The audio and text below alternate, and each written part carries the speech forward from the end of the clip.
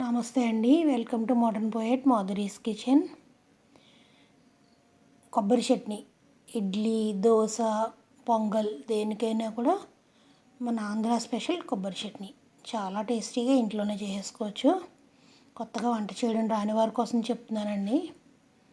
ముందుగా ఒక హాఫ్ చెక్క కొబ్బరి, ఒక హాఫ్ కప్ పుట్నాల పప్పు, అదే అండి ఫ్రైడ్ చనా ఉంటుంది కదా, అది తీసుకుని దానికి సరిపడా పచ్చిమిర్చి, మనం ఎంత కారం అయితే తినాలనుకుంటున్నామో అంత కారం పచ్చిమిరపకాయలు తీసుకోవాలి.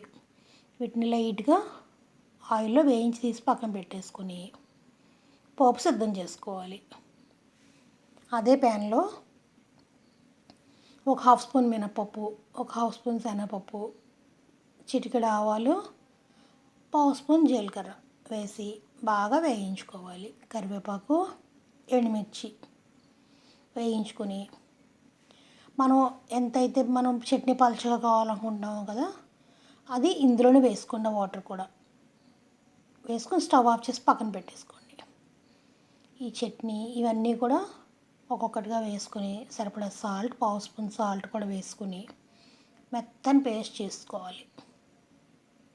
ఈ నీళ్ళు కొబ్బరి నీళ్ళు అండి, కొబ్బరికాయ కొట్టగా వచ్చిన నీళ్ళు ఉంటాయి కదా, కొబ్బరి నీళ్ళు వేసుకొని పేస్ట్ చేసుకుంటే చట్నీ పాడు అవ్వదండి.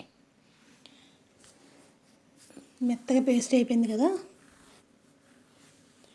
ఇప్పుడు దీన్ని తాలింపు ఇందులో వేసేసుకోవటమే. తాలింపులో వాటర్ ఎందుకు వేసానా అని అడుగుతారు కదా, ఎందుకంటే మామూలు నీళ్ళు వేస్తే త్వరగా పాడవుతుంది అన్నమాట చట్నీ. ఎప్పుడైతే కాస్త గోరువెచ్చగా అవుతాయి కదా, తాలింపులో వేగుతాయి కదా, తొందరగా పాడవద్దు చట్నీ. బయట ఉన్నా కూడా పొద్దున్న 6కి 7కి చేసిన 10, 11 వరకు కూడా పాడవదు అనమాట. అంతే అండి, చాలా ఈజీ అండ్ టేస్టీ కొబ్బరి చట్నీ.